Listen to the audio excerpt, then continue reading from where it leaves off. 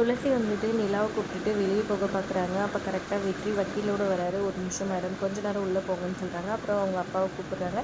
எல்லாருமே வந்து நிற்க, என்ன வக்கீல் சார் வந்திருக்கீங்கன்னு அவங்க அப்பா கேட்க, இல்லை சார் உங்கள் பையன் வந்துட்டு லீகலாக வந்துட்டு நிலா பாப்பாவை வந்துட்டு தத்தெடுத்திருக்காரு, அவர் தான் அப்பா, துளசி வந்துட்டு அம்மான்னு சொல்லி அப்படின்ற மாதிரி சொல்கிறாங்க. அதை கேட்டவொன்னே அவங்க அம்மா செம்மையாக கண்ண போகிறாங்க. என்னடா வெற்றி, இதெல்லாம் இவளே எங்கள் வீட்டுக்கு இதுவானவ கிடையாது, நீ ஏதோ பைத்தியம் முடிச்சு ஏதாவது பண்ணிப்பியோன்னு நினச்சிட்டா இவ்வளோ அலோவ் பண்ணால் நீ என்னடா இந்த பொண்ணுக்கு போய் தத்தெடுத்துக்கி யாரோ ஒரு பொண்ணை கூட்டிகிட்டு வந்து இந்த வீட்டு வாரிசுன்னு இருக்கணுயா அப்படி இப்படின்னு கோவப்படுறாங்க. அம்மா தயவு செஞ்சு அமைதியாக இருங்கம்மா, என்னோடய பொண்ணு இனிமேல் நிலா அப்படின்ற மாதிரி சொல்கிறாங்க. சட்டப்படி எல்லாமே கரெக்டாக இருக்குது, இருந்தாங்க துளசி மேடம் நீங்கள் சைன் பண்ணிடுங்கன்னு சொல்கிறாங்க. சைன் பண்ண சொல்லிவிட்டு அப்புறமா அது பண்ணிடுறாங்க. அப்புறம் அவங்க ஹஸ்பண்ட் வந்துட்டு போதும் அமைதியாருன்ற மாதிரி சொல்லிடுறாங்க.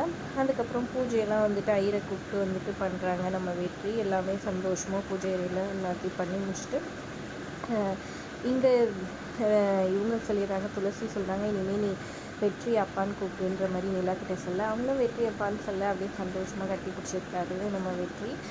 அப்புறம் கட்சி ஆளுங்கள்லாம் அங்கே வந்து போயிடுறாங்க. அதுக்கப்புறம் இங்கே பிரச்சாரத்துக்காக போயிருக்காங்க. அந்த இடத்துல வந்துட்டு திவ்யா வேணும்னே வந்துட்டு வழக்கம் போல் வந்துட்டு எல்லா குறையும் வெற்றி மேலே சொல்லி பேசிகிட்டு இருக்க, எல்லோரும் எனக்கு ஓட்டு போடுங்க அப்படின்ற மாதிரி பேசிகிட்டு இருக்காங்க. அப்போ வெற்றி மைக்கை வந்துட்டு இது பண்ணி அவர் சொல்கிறாரு, இது எல்லாத்துக்கும் காரணம் இவங்க தான், நான் எந்த தப்புமே பண்ணல, பெண்களை மதிக்கக்கூடிய ஆள் தான், எனக்கு அவங்கள ரொம்ப பிடிச்சிருந்துச்சி துளசியை, அது மட்டும் இல்லாமல் அவங்க வந்துட்டு கஷ்டப்படுற குடும்பம், அதனால் அவங்கள சரி பண்ணணும், அவங்க வாழ்க்கையை நல்லபடியாக இருக்கணும்னு நினச்சி தான் அவங்கள கல்யாணம் பண்ணேன். அப்புறம் அவங்க வந்து நிலா வந்து சொத்துக்காக தான் இது பண்ணல, சொத்தெல்லாம் வேணான்னு எழுதி கொடுத்துட்டு தான் நிலாவை பார்த்துக்கிறதுக்காக கூட்டிகிட்டு வந்திருக்காங்க, நாங்கள் லீகலாக அவங்க தத்து எடுத்துட்டோன்ற மாதிரி எல்லாத்தையும் சொல்கிறாரு. நீங்கள் ஓட்டு எங்களுக்கு தான் போடணுன்ற மாதிரி சொல்கிறாங்க. அதனால் எல்லாமே வெற்றி ஃபேவர் ஆகிட்டு திவ்யா செம கடுப்பாயிடுறாங்க. இன்னொரு பக்கம் இங்கே வந்துட்டு வெற்றியோட அண்ணி வந்துட்டு அவங்க அம்மாவுக்கிட்ட போட்டு கொடுத்துட்ருக்காங்க வேணும்னே.